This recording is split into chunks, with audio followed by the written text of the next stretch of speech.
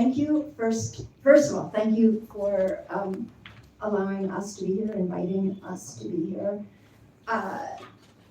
There are obviously more presenters than usual, and I want, Pratyush has introduced them, so saved me from having to do that, which is great. But I want to explain why. So as you're going to hear this work, and I'm going to present it fairly informally if you don't mind, especially that's the advantage of a smaller group. This work has been designated, it was designed as a participatory, community-engaged project. And the people on either side of me, Alok, who is in the back, Ritu was unable to come today because she has ritual duties. Actually, she's sitting right now in the Hartima in the Ajima temple at Swayambhu, and so that couldn't be avoided. And other colleagues who aren't here for different reasons. We're only some of the people who are contributing to this work, or who have done so in the past, or hopefully will do so in the future. I'm going to say more about this in the course of the talk, because this reality and its challenges and rewards of working in a decentralized team with many different people is a key part of what I hope to at least gesture to today. Since this is an academic forum, and I am the most long-established professional academic in this group, which means that I'm the one who's most comfortable presenting in this kind of a forum, I'm going to do most of the talking. But others will chime in as we go along if they are so inspired. Just grab my gesture. And I've asked them to actually respond and share reflections at the end.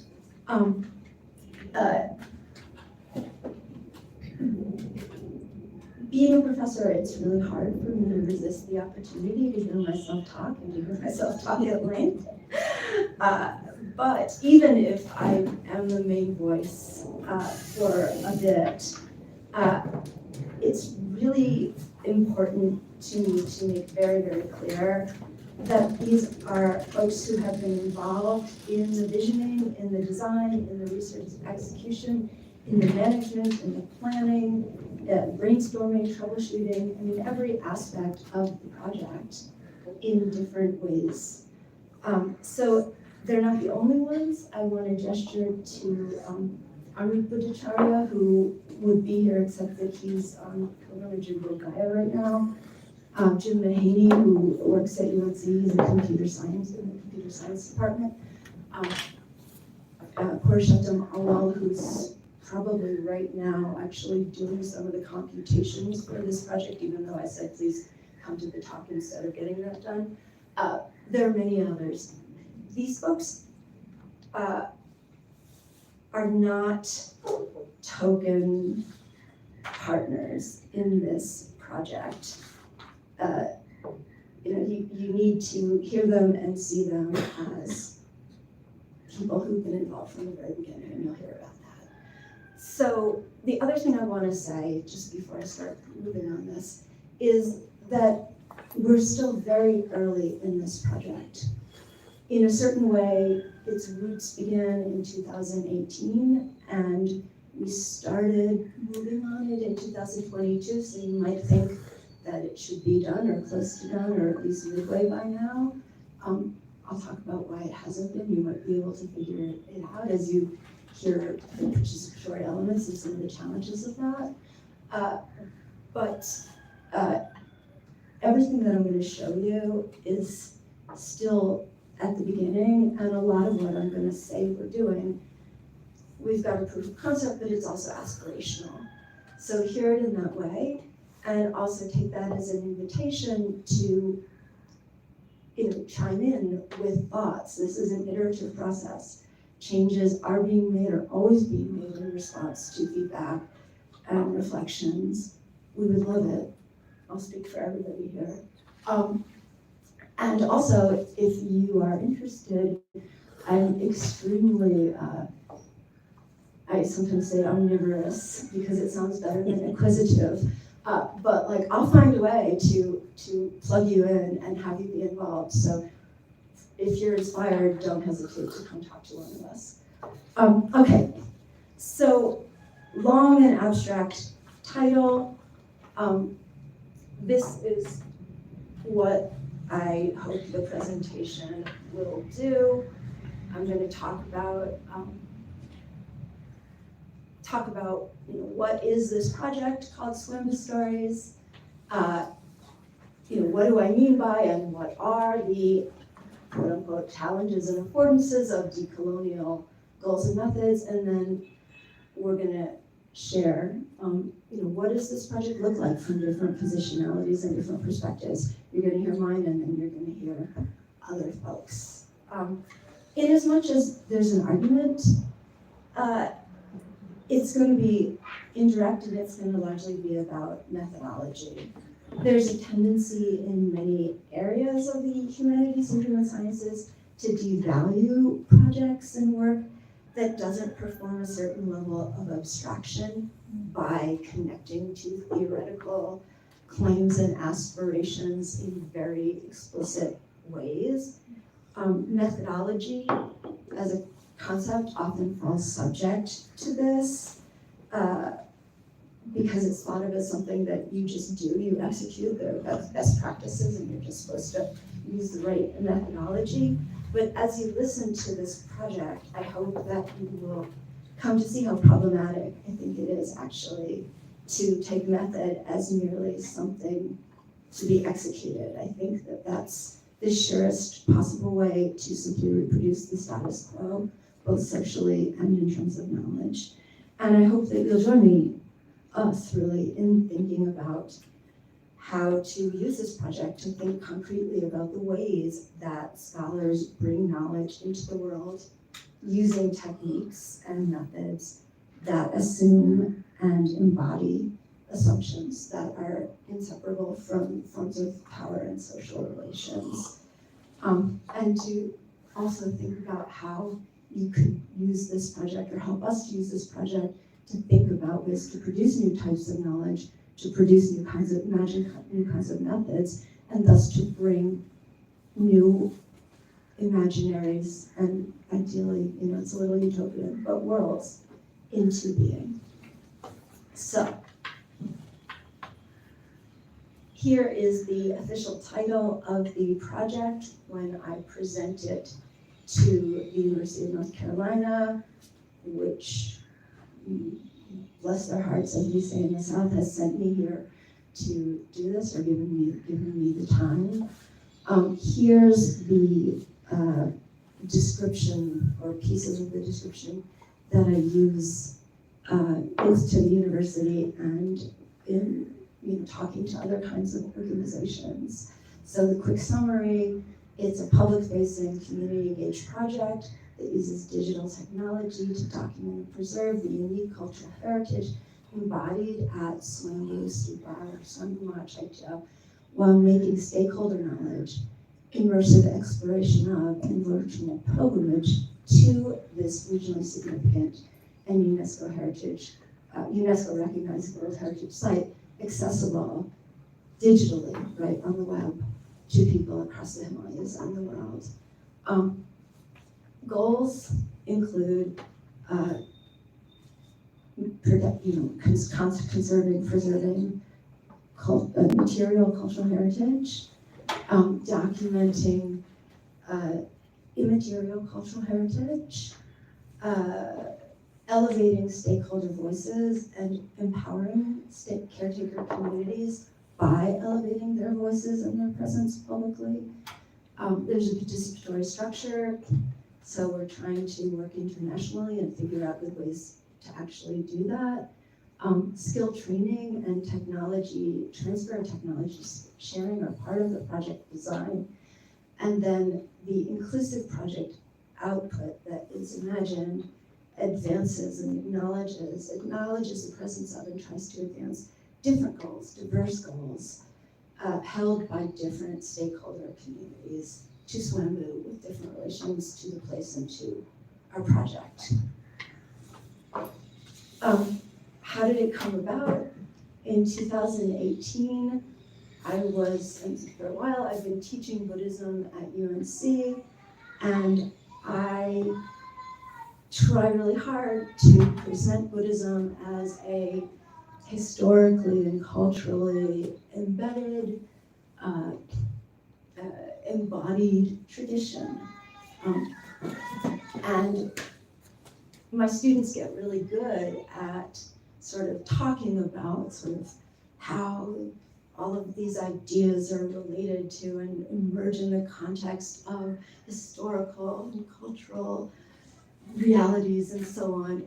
And then as soon as they're not thinking academically for a minute or they're not performing, I watch them slip immediately back into sort of a reflection of Buddhism or talking about Buddhism in a way that shows how deeply they actually see it as pretty much only a super abstract philosophical system that doesn't or shouldn't involve rituals except for seated, silent meditation.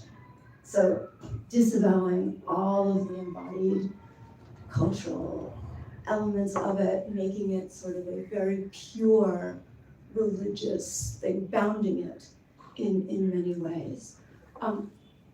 I've struggled with this in the classroom. A grant came across my desk from the university, just a tiny bit of money in 2018, but it said if you have an idea to use technology in the classroom, we'll give you, I don't know, $8,000 or something. And there was a graduate student at the time who had been working on creating digital models of heritage sites in the Middle East and uploading them to VR, so you could get like a really immersive experience of these objects that he was modeling. And I put in a proposal to bring him to Nepal and just create a few models of, the kinds of sites that you can go in and take pictures of without anybody really paying attention in terms of asking for formal permissions and so on. And we did that. I'm not gonna do this on the web, but if you're interested in seeing it, I can give you the web address. This is a picture of the inside of the Asura cave in Parkin that we modeled. And on the web, what we created is you can actually go, look up and look down and move around and so on. And it gives a very, even without being in VR, but just on the web, it gives you a really cool, immersive sense of the place. But I wasn't gonna just bring him, I was here during the earthquake in 2015 and kept coming back afterwards.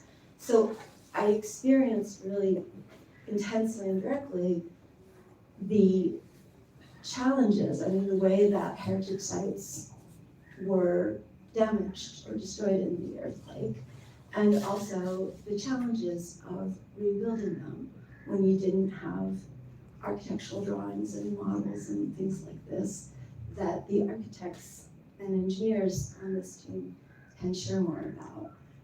So I thought, well, if I'm bringing somebody with these technical modeling skills to Nepal for my own work, we should at least try to share those skills with some other people. So I organized a little 5-day workshop. It wasn't that little actually. Advertised it on Facebook, said if you want to learn how to do photogrammetry and 3D modeling, come, it's free. And two of the people, the folks on either side of me, who I didn't know before, showed up as part of that. Here is a photo of the workshop. We tried to teach you things that were useful. What definitely came out of it is a continuing conversation with some of the folks who were there, who were already working together as heritage activists on the Rebuild and Custom Roundup campaign. And I'll let others refer to that if you're interested. And these and they, it was like, well, how do we work together, right?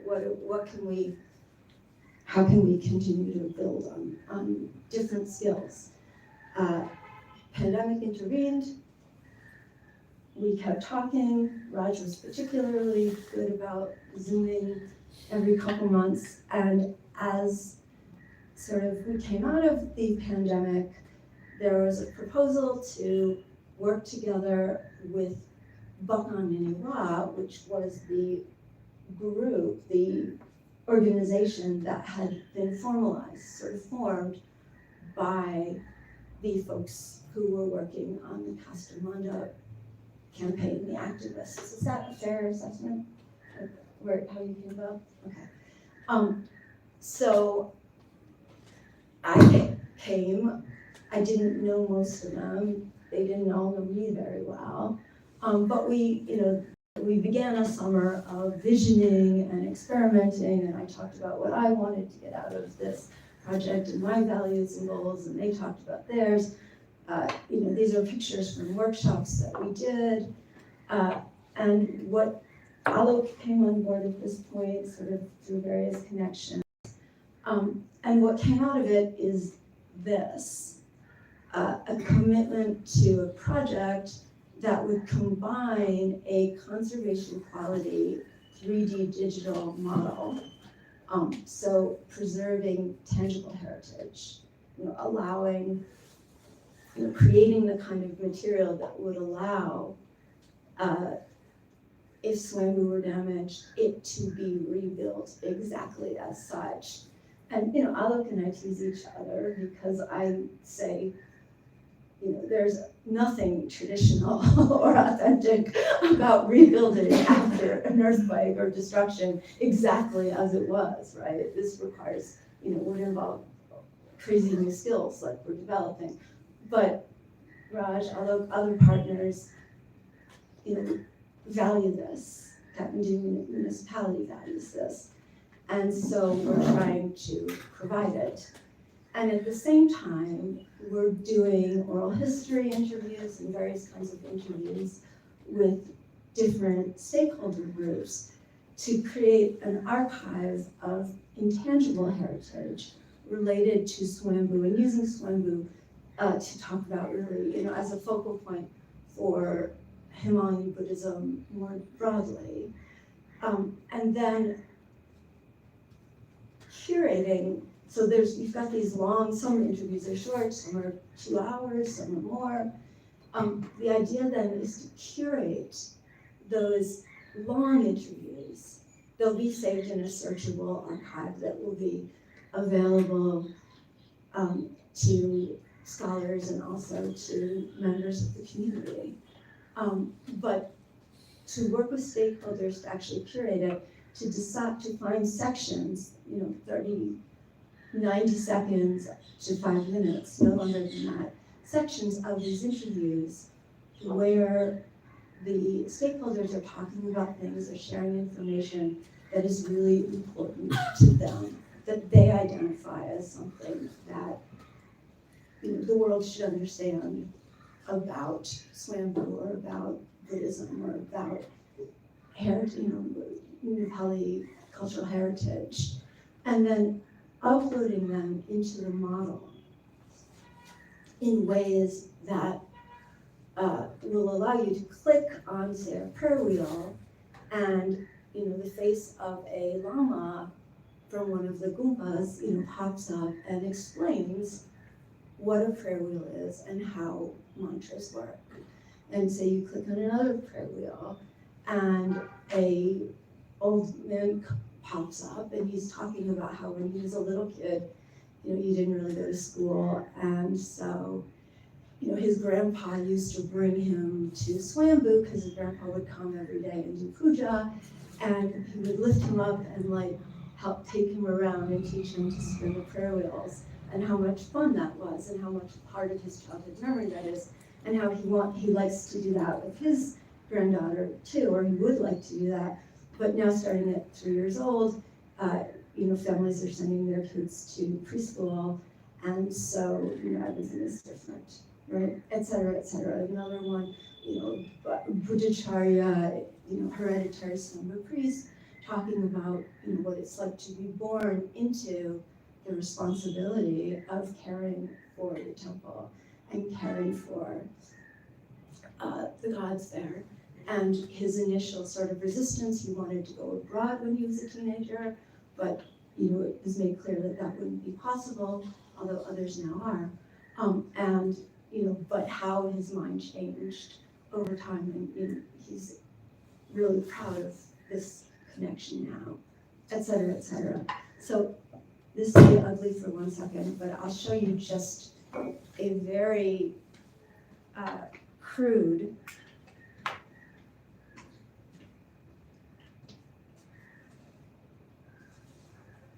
So here's a very crude proof of concept. Oh shit, how?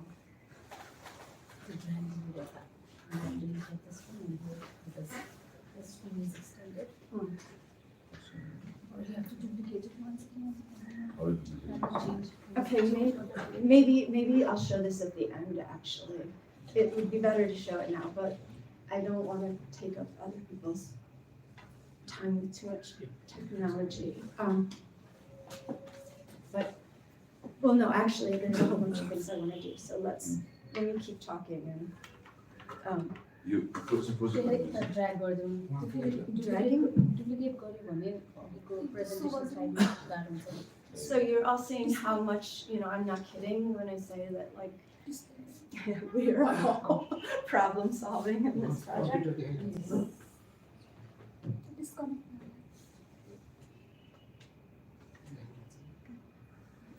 screen duplicate त्यो गर्यो भने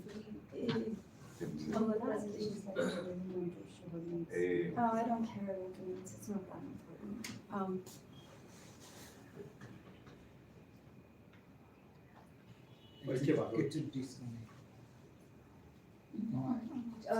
Okay. So this is a really crude proof of concept using only very simple data. We produced this in 2000, like at the end of 2018. But it gives you a sense of what we're trying to do in really high resolution, et cetera. So you can actually, move around the site and maybe it's not that easy, but all of these things are things that need to be resolved and will be.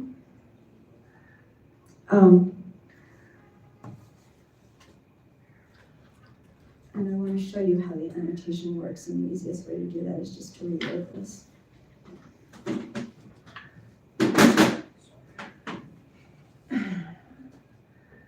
It'll take a second.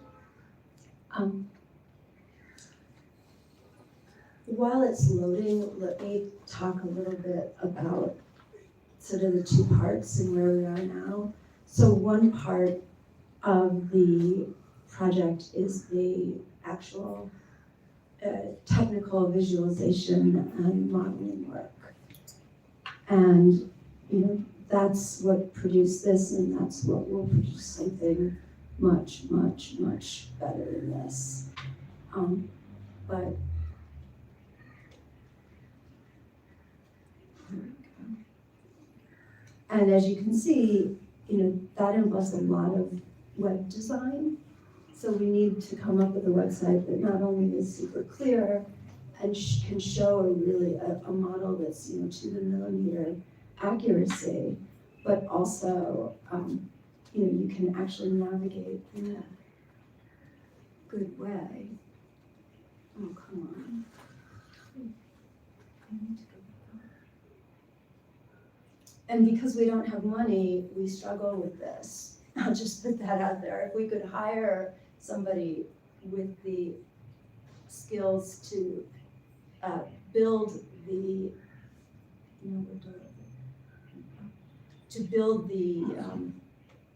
model and build the website, this could be done very quickly. But because we don't have money, we're just using the resources we have, which in this case is my our volunteer students who are computer science majors, who are doing, doing this kind of thing as class projects.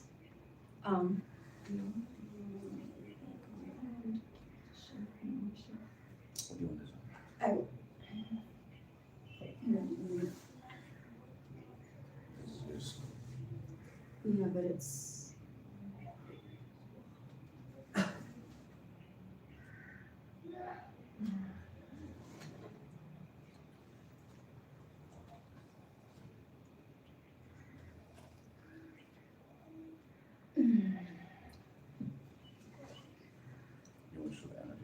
I want to show the one annotation that sort of expresses why we're doing it, like the power of ritual. That was showing it from the front. Yeah. So. No, okay. So building, maybe we should give up on this. It's too bad. Building this model. Let's do it at the end. It's going to take too long.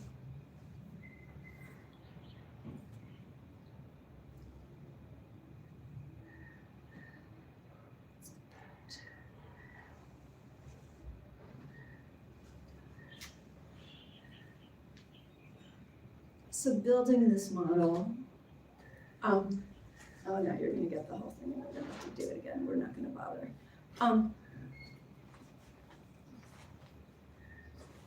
Technology is so central to this project, and Just go to the earlier you did it. or is it just more clear? Yeah, I don't want to take more time. Window casting? Extended. Extended, okay.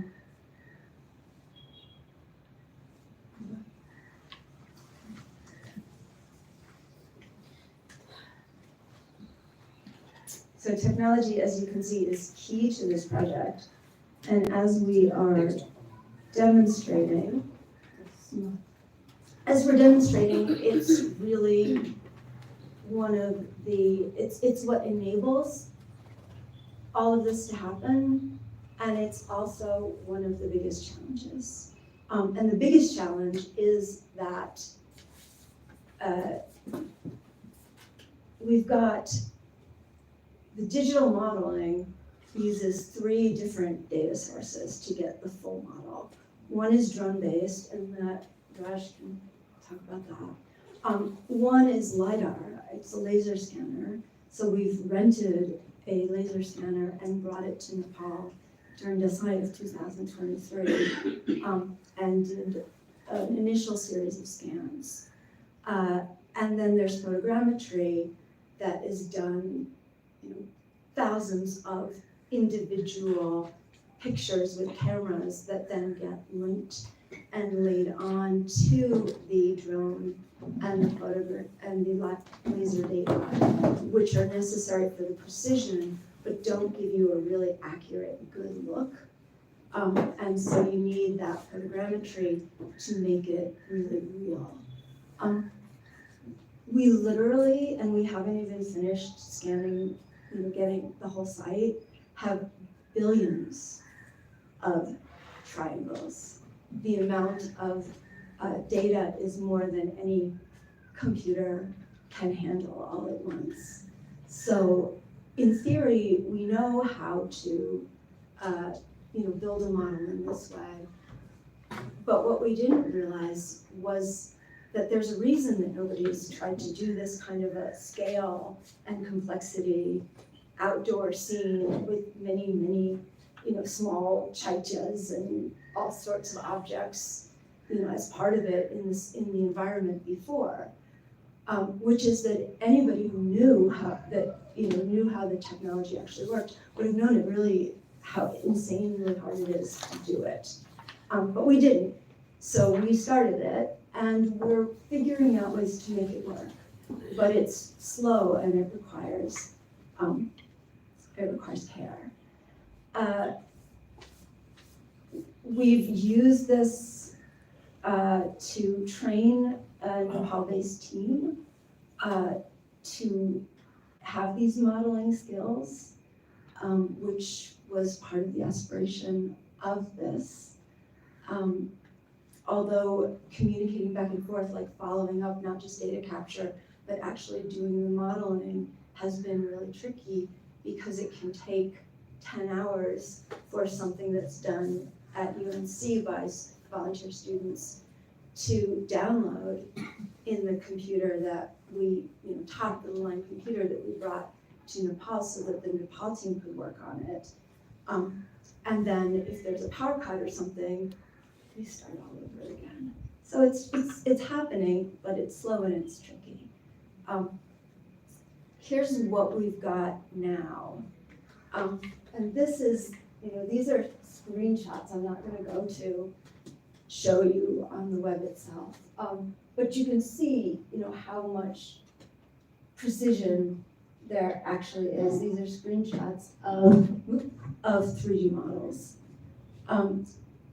And, whoops, wrong direction. And then this, because putting it all together makes it so much larger, we're having to figure out how to make it smaller and still keep the precision. So as we work on that, this is what we've got for now. And again, afterwards, if anyone's interested, I can show you, like this is actually a model and we could move around in it. So then there's the intangible documentation, which involves doing interviews, video recorded, training partners in ethnographic interviewing and qualitative research methods, training partners. Alok has been doing videography training for stakeholders.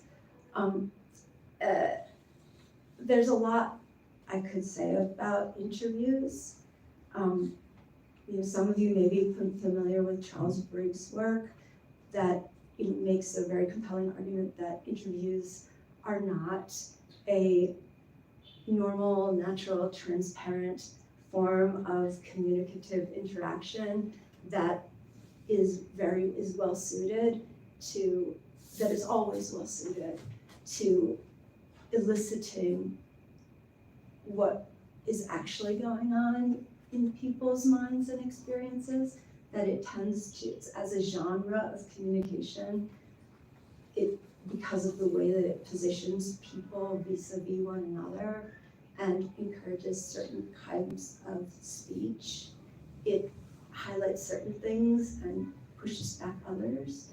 So, there's lots of sort of theoretical complexities around the methodology that we're trying to push against as much as possible for this. And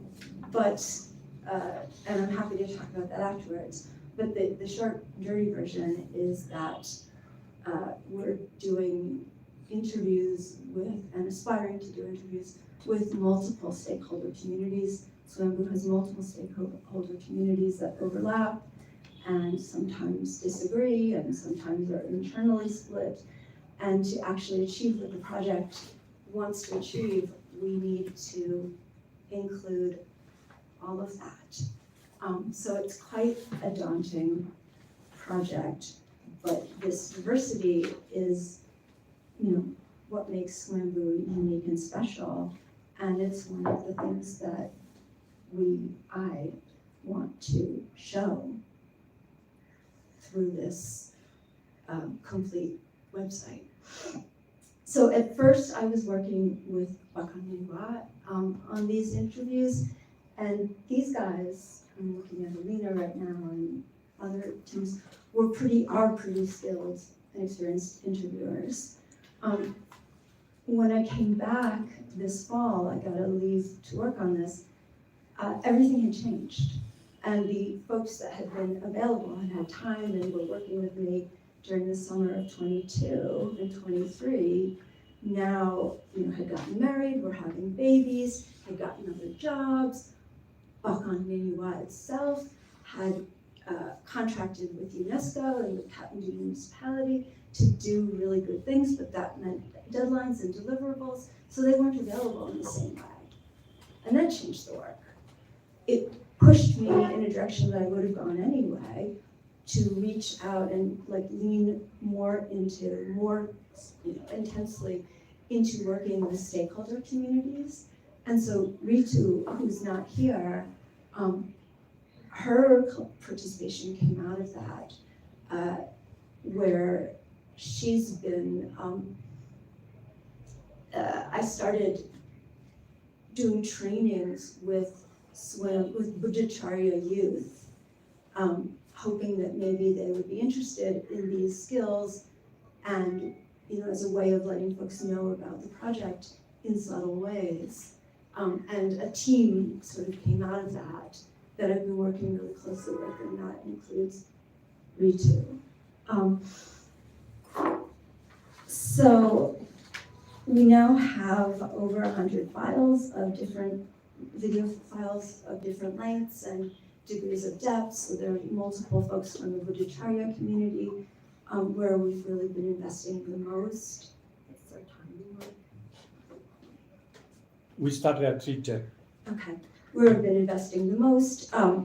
There's other Newars with connections to the site. Right now, our production is heavily Newar focused because those are the networks that we began with, and so they were the easiest to develop, but we can't stop there. I've done interviews with, I'm moving into working with the Tibetan Buddhist community. I've got an interview, just for example, with a Sherpa woman who, during a time when I was there for something else, was there lighting butter lamps for a British man recently deceased who, when she was in the UK as a student, had really been a mentor and a sponsor for her. And so when he died, she went to Swayambhu to offer butter lamps for him. I've got an interview with a young guy from Eastern Nepal who who wanted to be accepted to the army and wasn't sure if he would be, but saw there's some viral TikTok that if you go to the temple and you blindfold yourself and you take 100 rupee, or I don't know how many rupee note, and you make a wish and you try to sort of pin the tail on the donkey, but in this case, put the bill into a hole at the back of the Ajima temple, then it's a sign that your wish will come true or not. So he actually came all the way to do this. But Buddhacharyas have been appalled by all of the young people coming to do this. They're like, this is crap, this is not authentic, whatever. And I'm like, this 2 generations from now, this may be tradition. So, there's trying to do a variety of different kinds of interviews. And then this is the initial, very preliminary version of the archive infrastructure that, again, students created as a class project because I can't pay somebody else to do it.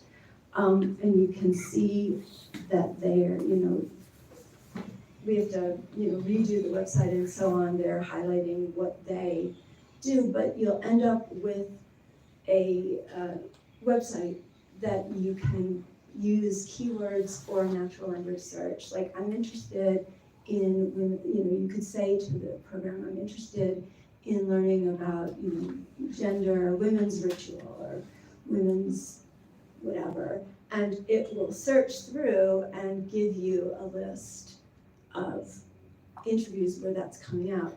We're doing that by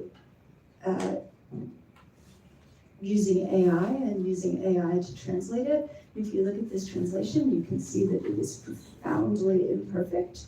We have lots of room to grow on this, but that's the structure and that's the aspiration. So I'm going to be brief here and talk about the challenges and affordances of what I'm calling decolonial digital worlding, which is to say this is creating a digital world, an immersive digital world populated by voices, stories, experiences that I hope will extend, participate in, help achieve some kinds of decolonial goals. The first one is decolonizing popular understandings of Buddhism.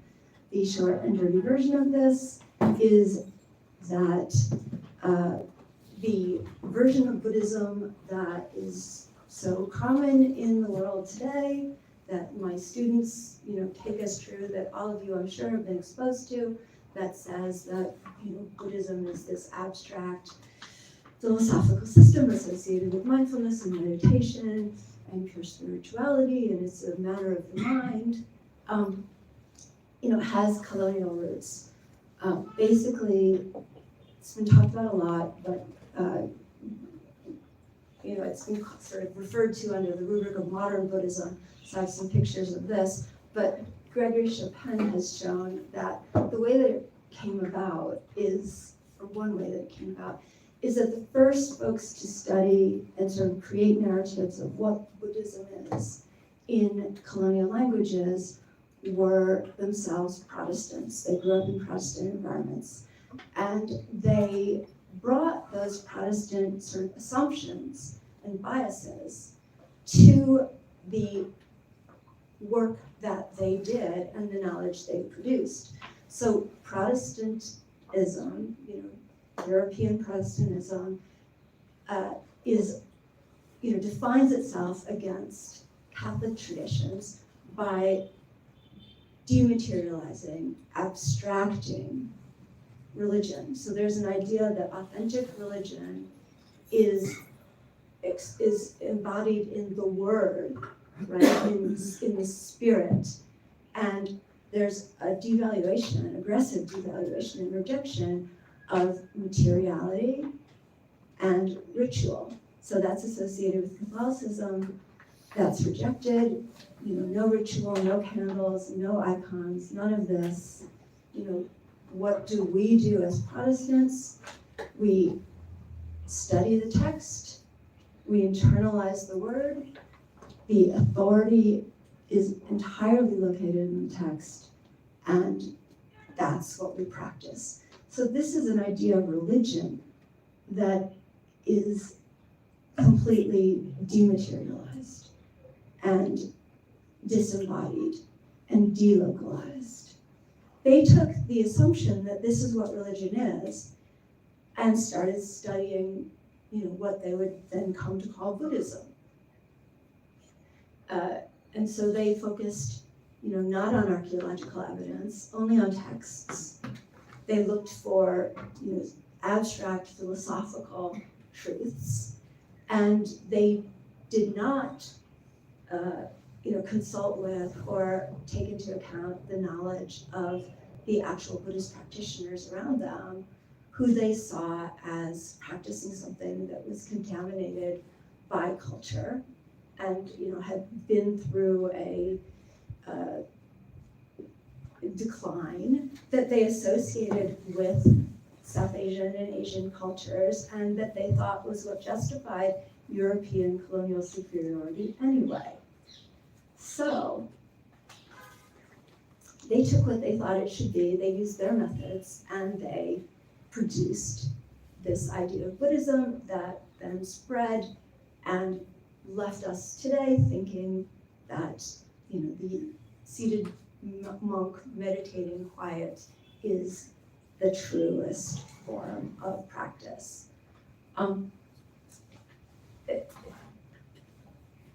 We're trying to push back against that by showing the materiality, the embodiment, ways that religion reaches into culture, et cetera, at Swayambhu. We're also trying to push back against colonial forms of research production that privilege the knowledge of foreign-trained or European-trained scholars and European types of epistemologies by embracing a participatory framework that reaches into and includes other folks who may or may not have advanced degrees, from formal European universities as collaborators, as scholars, as experts, as really meaningful participants. And you've heard that makes it hard to get money. First of all, I'll say, because of the way that these things are set up, but also it slows things down, as you've been hearing. The 3 more minutes. The things that sort of, if I just shift now to a few reflections, and I'm going to cut them short because I know I'm talking for a long time.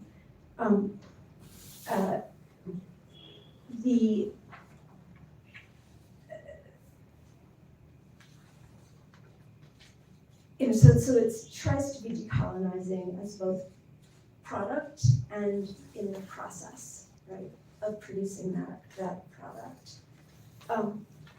So, what's challenging though, or the challenges and burdens of this, it's really easy to say like, oh yeah, we're all going to be equal, and it's going to be decolonial and empower everyone, and isn't that great, and aren't I such a good person? But it's not really that simple. And the challenges and the burdens are much less discussed. So what you don't see in participatory literature is discussions of the time and the effort. What are you actually asking for from your partners? What does it cost Alina or Raj or Alok to partner on this? It's time, it's energy, it's all of these things. And making space for them to show up as they're able, as they can, which you have to, can be the only way. It slows everything down. Completely inefficient by traditional research standards. Similarly, money could fix this, right? If I could buy their time, but then I don't know if then I'm buying their time. So obviously, if you have money, I want it, and I will use it, and I will give it to them. But in fact, it's not a straightforward thing. That kind of formalization creates hierarchies and deliverables and deadlines and all of the kinds of things that we're trying to push against. And so then I finally want to sort of point to the irony of me being like, oh, it's so, we're trying to be all decolonial and, empower the former colonial subjects. That goal is my goal. I brought it to the table. They came with other goals. And when I first tried to introduce this way of working and relating to one another, I think, others can say more, but I think it was kind of confusing. And I think for some folks, it was frustrating. They were like, give me the deadline. How much are you gonna pay? What do you want done? I'll do it, supervised. And I was saying, no, I don't wanna work in that way. And they were like, huh? So, there's a real irony to this aspiration. I think that this project has so far succeeded in being constructed in a way that's capacious enough that it allows for multiple communities, multiple people's goals, and it affirms them, and it takes seriously working to make that happen. If we weren't trying to create this conservation quality model, our website would be gorgeous, and I could show you something that looks super impressive. But because that's really important to somebody else, so far the project has allowed it, but it is, glorious and also tricky. And I will stop there. Who goes next? You want to read Ritu's? So Ritu sent a statement, and probably one of the things you'll hear in this statement, I told her be critical, be critical, be critical. And she said, I will. And I read it just before it arrived. And it's mostly flattering. And, you know, I think that means she's largely happy, but also, you know, it is maybe a demonstration, given that she's very young and she's the newest sort of main partner in this project. It may also be a demonstration of how difficult it is to actually Can you give her the mic, please? I'm reading this on behalf of Ritu Buddhacharya. Namaste, apologies for not being there. This is me, Ritu Buddhacharya. I am 23 and I recently graduated from a fashion designing college.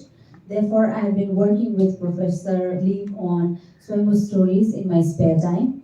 My brother, Amrit Dai, who is also Lauren's friend, first introduced me to this project and Lauren herself. When I first learned about this project, I felt an immediate connection to it.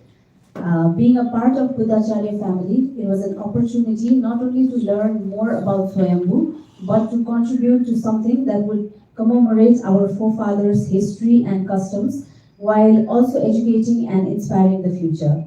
The Swayambhu Stories project at its core is about uncovering and telling the stories of Swayambhu and the Buddhacharya family. These stories are not just tales, they are a vital part of our identity, linking us to our past, our values, and the wisdom passed down through generations. Growing up, I was fascinated by the stories told by the community's elders, but as time went on, I saw that many of these priceless stories were gradually disappearing, and I realized that preserving and sharing them was more important than ever. This realization inspired me to get involved with this project. Also, I really want to push the young generation of Buddhacharya family to take active participation on these kind of projects, as it's a great way to preserve our traditions while updating them for the future.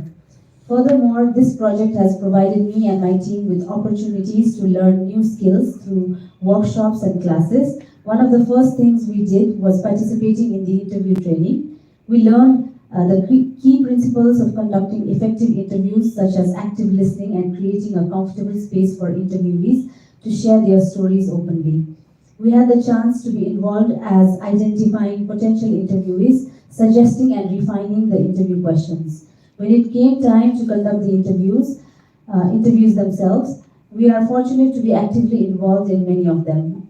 At the start of each interview, I made it a point to explain the purpose of the project, how we were collecting these stories not only to preserve them, but to use them as a tool to connect generations and build understanding. We had the chance to participate in the photo voice session. It was a great experience to be part of the session, to see how these stories were translated into images and seeing people come together to reflect on the stories, engage with the work, and share their thoughts about the particular photo and why it is important for the world to know about it. We also had the opportunity to learn about videography and how to capture these interviews. It was a new skill for us, but it was fun to learn how to use cameras and equipment to create high quality recordings. Me and my team are very thankful to Alok for his guidance and support despite his busy schedule. He has been a wonderful teacher and mentor throughout the training. One of the most valuable things about the Swayambhu stories is the opportunity it has provided for us to connect with our heritage on a deeper level. The stories we've been preserving are more than just historical and cultural objects. They are the source that connect our community and reminding us of the importance of preserving what we have inherited. Last but not the least, I want to take a moment to sincerely thank Lauren for introducing the Swayambhu Stories project and considering us to be a part of it. I truly appreciate Lauren's goal of creating research environment where we, the stakeholders, are equal partners and co-researchers, also where everyone feels valued, heard, and empowered. I also want to thank Rajdai and Nandini and all the other people working on this project. Thank you for allowing me to be part of such a meaningful project. I look forward to continuing to contribute to its success and seeing it how it impacts our community and future generations. That's what she wrote. तपाईँको अब तपाईँको केही मेरो चाहिँ अब नेपालीमै भन्दा Nepali English बोल्न भन्दा हुन्छ है सो लरेनले अलरेडी भन्नुभयो like how this project came into first इन्ट्रोडक्सनमा आउँदाखेरि चाहिँ the first time she was here the फोटोग्रामेट्रीको वर्कसपमा चाहिँ हामीले भेटेको थियो it was mostly about technical part अब भूकम्पपछि सांस्कृतिक हाम्रो सम्पदाको त्यो मठ मन्दिरहरू ढलिसकेपछि अब as a technical person as an architect working त्यही फिल्डमा काम गर्दाखेरि चाहिँ त्यो मेजरमेन्ट गर्ने अझ कतिपय मठ मन्दिरहरूको डकुमेन्टेसन थिएन। त्यसमा चाहिँ यो एउटा नयाँ टुलको हिसाबमा चाहिँ उहाँहरूले वर्कसप ट्रेनिङ ल्याउनु भएको थियो। त्यसपछि सेकेन्ड थर्ड मिटिङ पछि हुँदै हुँदै जाँदाखेरि चाहिँ यो स्वयम्भू स्टोरिज भन्ने जुन प्रोजेक्ट छ जस्तो हिसाबबाट सुरु भयो पहिला, अनि पछि हामी यो बाखनेवाबाट रिप्रेजेन्ट गर्दाखेरि चाहिँ it was more about documenting intangible oral stories related to Swayambhu. अब नामै स्वयम्भू स्टोरिज भनेपछि स्वयम्भूको बारेमा डकुमेन्ट गर्ने भन्ने हिसाबबाट सुरु भएको। अब धेरैवटा कुराहरू अहिले 2018देखि 24सम्म आउँदाखेरि चाहिँ यो प्रोजेक्टको कति भास्ट छ भन्ने कुरा चाहिँ न कि हामी टिम मेम्बर्सहरू मात्र बसेर यो प्रोजेक्ट कस्तो हो भनेर भन्दाखेरि पनि फिल्डमा गएर कम्युनिटीसँग इन्भल्भ भइसकेपछि यो डकुमेन्ट गर्ने क्रममा इभन अब राजले चाहिँ मोर त्यो ट्यान्जिबल जुन यो फोटोग्रामेट्री लाइडार अनि त्यसपछि त्यसको बारेमा कुरा गर्दा त्यसको टेक्निकलिटिजमा जति लार्जर छ त्यति नै स्वयम्भू भन्ने बित्तिकै यो काठमाडौँ भ्यालीमा चाहिँ each and every one is connected to it, not just त्यही भएको कम्युनिटी भन्नेले कसलाई बुझिने त भन्ने नै एकदम भास्ट छ स्वयम्भू महाचैत्यको कुरा गर्दाखेरि। अनि त्यो प्रोसेसमा नै जाँदाखेरि ट्यान्जिबल इन्ट्यान्जिबल अनि कम्युनिटीको पार्ट आउँछ।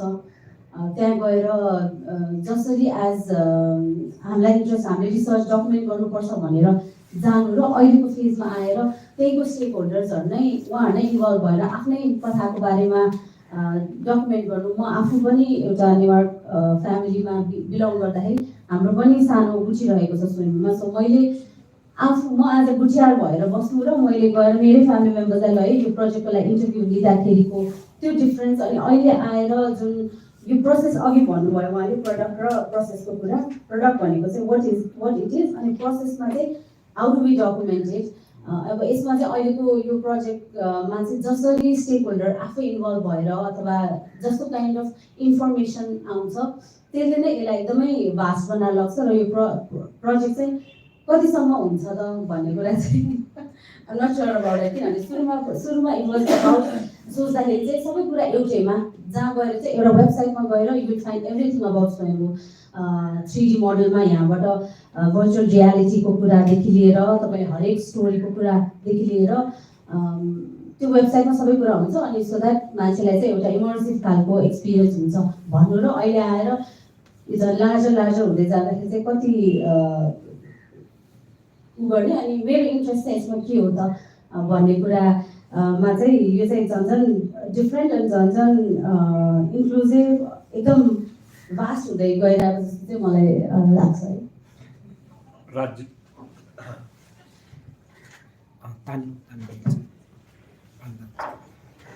हेलो सबैलाई नमस्ते।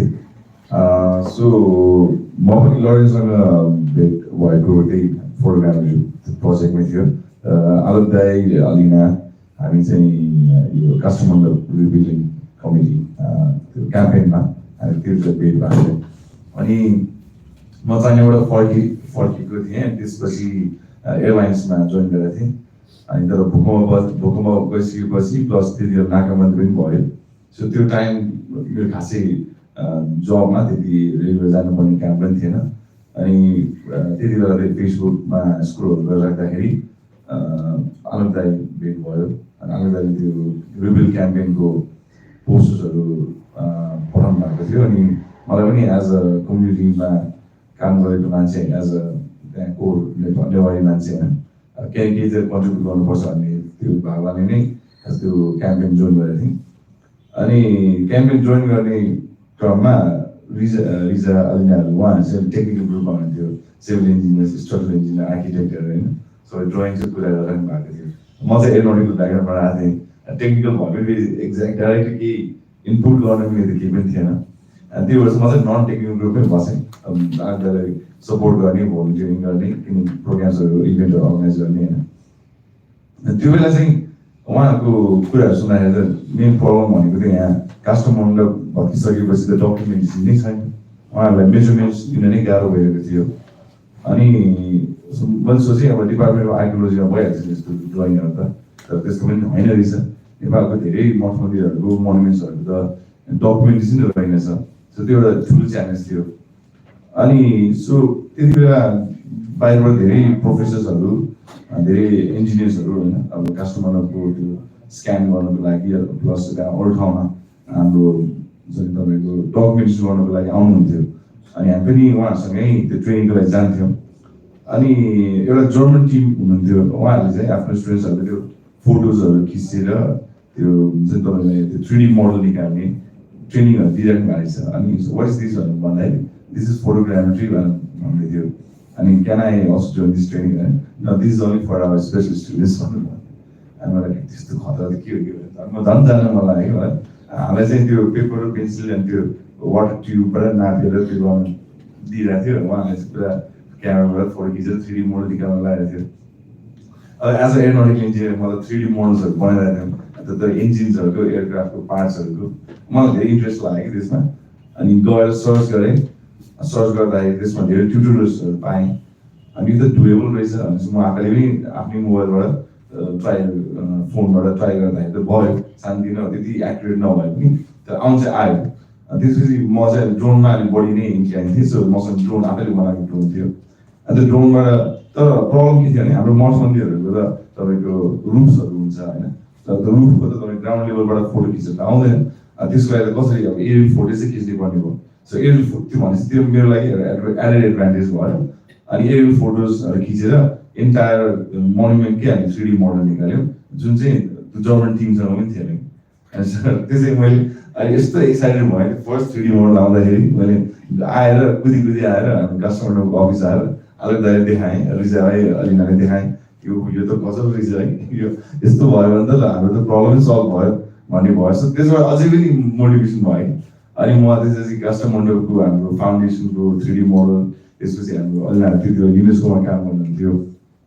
राधाकृष्ण मन्दिरको 3D मोडल यथाबाको 3D मोडल होइन 3D मोडल बनाउँदै गएँ धेरै सिक्दै गएँ त्यो एकदम इन्ट्रेस्टिङ प्रोसेस भयो सो म चाहिँ एकदमै त्यो टेक्नोलोजी अनि त्यो 3Dमा ट्यान्जिबलमा चाहिँ बढी नै फोकस थिएँ तर त्यो भन्दै गर्दा फेरि पछि हामी बाख्रिङमा सुरु गर्नु अगाडि चाहिँ के रियलाइज भयो भन्दाखेरि चाहिँ यो मठ मन्दिर त हामीले डकुमेन्ट्स गऱ्यौँ ड्रइङ बनाउला 3D मोडल बनाउला त्यो त मन्दिर बनाइसकेपछि once you reconstruct the temple जस्तै अब अहिले वस्तुमा हाम्रो कति मन्दिरहरू रिकन्स्ट्रक्ट भइसकेको छ तर दे आर भेरी हुन्छ नि डेड भनौँ न त्यो क्या कोही पनि त्यहाँ जाने भनेको चिया खान जान्छन् तर एक्चुअली त्यो मन्दिरको अस्तित्व के हो त्यो मन्दिर केको लागि चाहिँ इम्पोर्टेन्ट केको लागि चाहिँ बनाएको त्यो कुरा केही पनि त्यहाँ कतै लेखेको पनि छैन कसै थाहा पनि छैन सो त्यो कुराहरू चाहिँ हरेक एउटा ट्यान्जिबल मोनुमेन्ट ट्यान्जिबल टेम्पल्सहरूको होइन स्तुपासहरूको कुनै न कुनै स्टोरिजहरू हुन्छ कुनै न कुनै कथाहरू हुन्छ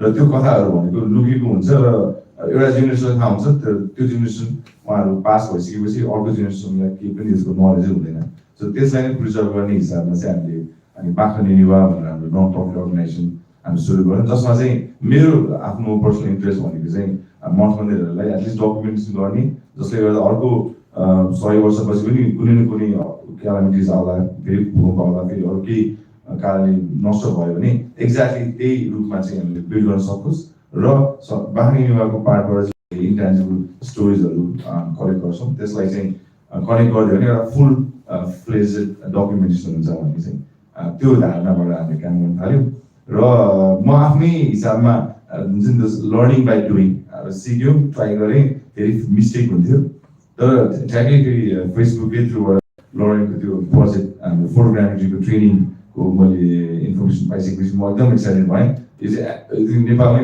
फर्स्ट टाइम फर्मली यतिको ट्रेनिङ हुन लागेको थियो फोटोग्रामेट्रीमा अनि मैले तुरुन्तै अप्लाई गरिहालेँ अलिनाहरूले पनि भनिहालेँ अलिनाहरूले पनि त्यो ट्रेनिङ जोइन गर्यो र त्यो ट्रेनिङ पछि चाहिँ के रियलाइज भने आई थिङ्क हाम्रो स्किल्स अझै डेभलप भइसकेको छ र यो स्किललाई चाहिँ हामीले युजमा लिएर आउने हो भने हामीले we have to expand it to other monuments also भनेर अनि त्यहाँबाट चाहिँ स्वयम्भूमा हामीलाई त्यसलाई सानो हामीले वज्रहरूको चैत्यहरूको चाहिँ हामीले 3D मोडल बनाएको थियौँ अनि मैले लरेनलाई चाहिँ कुरा राखेँ why just limit to that small monuments होइन वाइ नट थिङ्क बिगर भनेर चाहिँ अनि त्यो हिसाबमा चाहिँ यो प्रोजेक्ट चाहिँ आजसम्म यहाँ आइपुगेको छ सो अगेन यो प्रोजेक्ट हामीले लगभग सुरु गरेको 6 वर्ष नै हुन लाग्यो 6 वर्ष प्लस नै भयो सो एज एन इन्जिनियर मलाई चाहिँ हुन्छ नि अब डेडलाइनहरू त्यो डेलिभरेबल्सहरू लिने बानी होइन तर this is very different as Lauren said होइन This is like building a product as a startup. As a startup, as an initial idea, त्यो आइडियामा आइडिया थप्छ, फेरि इटरेसन हुन्छ, होइन, फेरि त्यसको फिडब्याक आउँछ, सो and all members are also, it keeps on growing. This is also, I think, a form of startup. That's what I'm saying. This is a deadline when you say this is saying is build all the years and just the process. Thank you. Alok. Thank you, Pratyush. The reason I'm so glued to the project is because of the uncertainty. Okay. I didn't know what would happen next. I still don't know. अनि आजको प्रेजेन्टेसनमा चाहिँ लरेनले आफ्नो topic पठाउनु भयो, त्यो topic नै मेरो दिमागमा घुसेन। त्यो कतिवटा वर्ड्सहरू चाहिँ मेरो लागि अङ्ग्रेजी वर्ड्स नयाँ थियो, बट आजको प्रेजेन्टेसन सकेपछि र त्यसपछि जुन रितुले चाहिँ आफ्नो सानो स्टेटमेन्ट पठाउनु भयो हैन, now it's becoming much more clear to me of the very basic fundamental concept behind this project.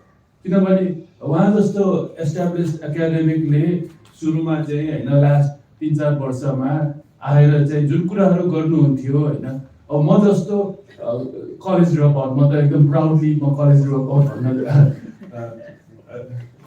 भन्छु है जहिले पनि। मलाई चाहिँ कस्तो लाग्थ्यो भने अघि भने जस्तै उहाँले चाहिँ एउटा कुरा गर्नुहुन्थ्यो, न सिर न पुच्छ हामीलाई चाहिँ, न डेडलाइन छ, न कसैलाई डेलिगेट गरेको छ हैन। अनि त्यसपछि अहिले भने जस्तै मलाई त के भइरहेको छ जस्तो लाग्ने, but still go with it हैन। तर अहिले आएर उहाँले जुन 2-3वटा प्रेजेन्टेसन कुरा आफ्नो कुरामा राख्नुभयो हैन, आफूले इनिसिएट गरेको प्रोजेक्टले चाहिँ आफ्नो गोल राखेर उहाँ आउनुभएको छैन। आफ्नो गोल त छँदैछ, तर त्यसको साथसाथै यो प्रोजेक्टको स्टेक होल्डर्सको गोल के हो त भनेर त्यसलाई कसरी इन्कर्पोरेट गर्ने प्रोसेस उहाँले अगाडि लाँदै हुनुहुन्छ हैन। त्यसले गर्दाखेरि चाहिँ यसको एन्ड प्रोडक्ट रिजल्ट चाहिँ एकदमै चाहिँ सराहनीय हुनेछ, एकदमै चाहिँ इफेक्टिभ हुनेछ। हामीलाई चाहिने खालको चाहिँ त्यस्तै काम हो जस्तो लाग्छ के, जुन चाहिँ डिकोलोनियल भनेर शब्द उहाँले गर्दै हुनुहुन्थ्यो। मतलब अब स्वयम्भू स्टोरेजमा कहाँबाट यो आयो हैन, हामी नेपाल त कहिले कोलोनी भएको छैनौँ भनेर अहिले बिस्तारै बुझ्न थालेँ के मैले। अनि वर्ल्डिङ के भन्ने शब्द चलाउनु भएको छ हैन, I think it's a new own invention. तर रितु जो अघि अहिले आउनु भएन हैन, उहाँको फोटो पनि यहाँ देखाइएको थियो। यो प्रोजेक्टको स्टेक होल्डर्समा चाहिँ रितु र उहाँको कजन्स दाजुभाइ, उहाँको फ्यामिली बुद्धाचार्यहरू एक लेभलमा हुनुहुन्छ, जो चाहिँ मेरो विचारमा एकदमै भित्रको सर्कलमा हुनुहुन्छ। त्योभन्दा बाहिरको लेभलमा एलिना, राज, म जस्तो स्टेक होल्डर्स हो हैन, जो चाहिँ यही कम्युनिटीको हो।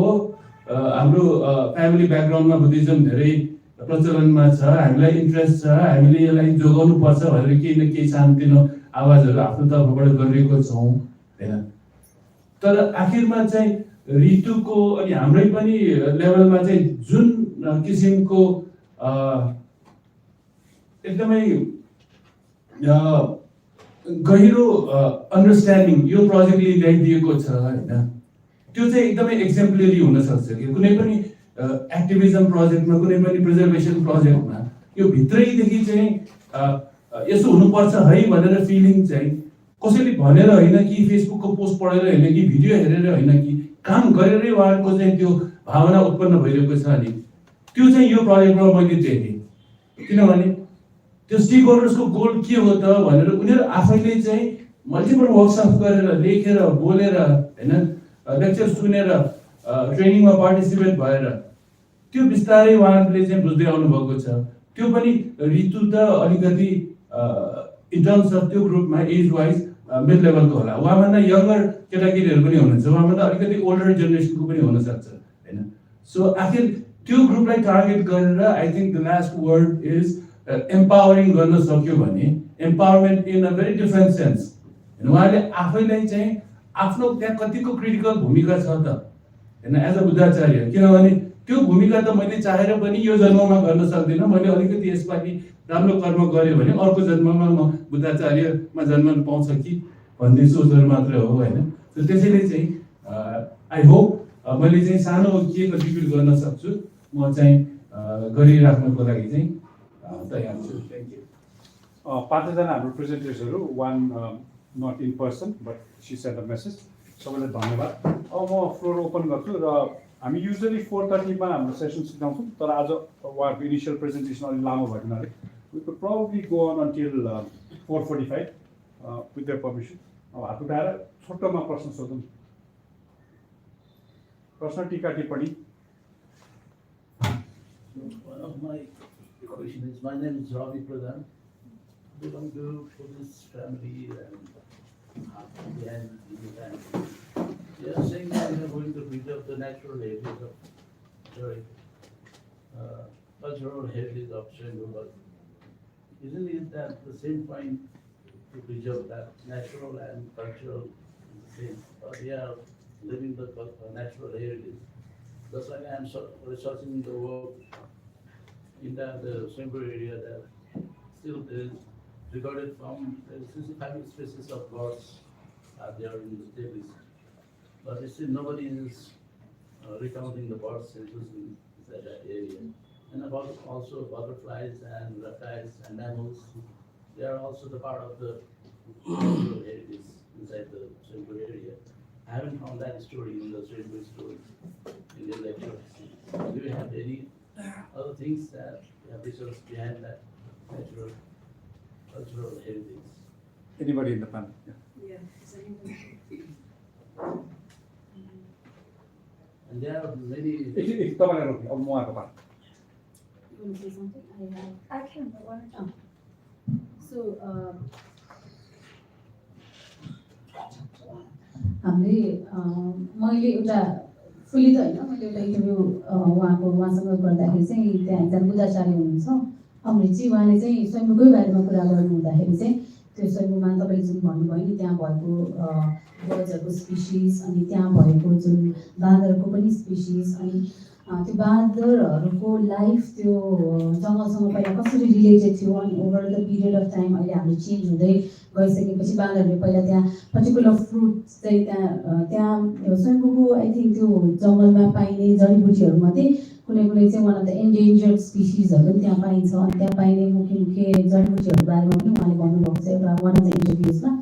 अनि उहाँले चाहिँ त्यो स्वयम्भू भन्ने बित्तिकै त्यहाँ हामी मान्छे मात्र नभएर त्यहाँको पशुपक्षी अनि बाँदर स्पेसलीलाई चाहिँ उहाँले त्यहाँको त्यो वन्य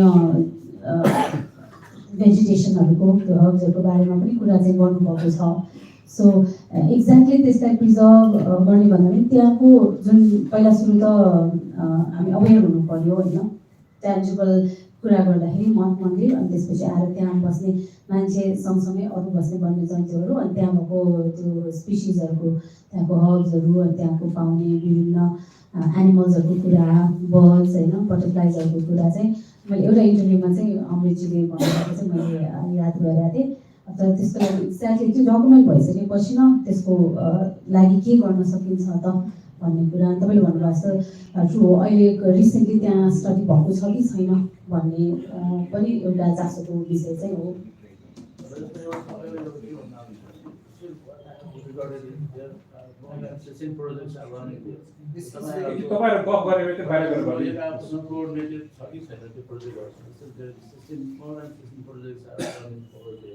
They are not making a lot of money. I think there is a lack of resources of money or something. And there is purely what they have to put again that in my own view, I am also learning Buddhism, and Buddha is not the founder of Buddhism, right? So that is different thing. But what you have said is lack of contaminated by culture in Buddhism. That's different aspect. But Buddhism itself is not contaminated. In my own. So, if I can add to something slightly different than what Alina said, and the contaminated by culture is an idea that I meant to mark as something to be very, very firmly rejected. Like that's a European colonial,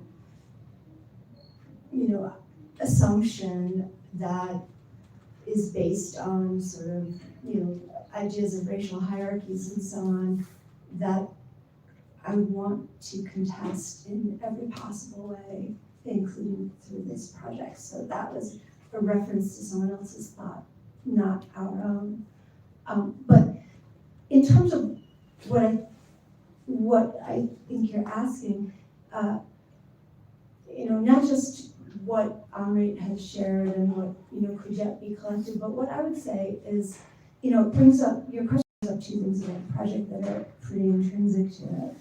One, it makes me remember, during one of our first visioning sessions with Bikram and and sort of talking about what this project would be, Shailash, was, and maybe Asma, like there were people on the team that were very interested in including that and very,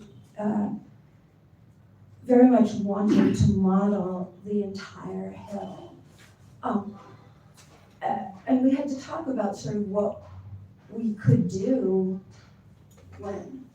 So in the end, those aspirations didn't get, prioritized after a lot of, shuffle. And I see my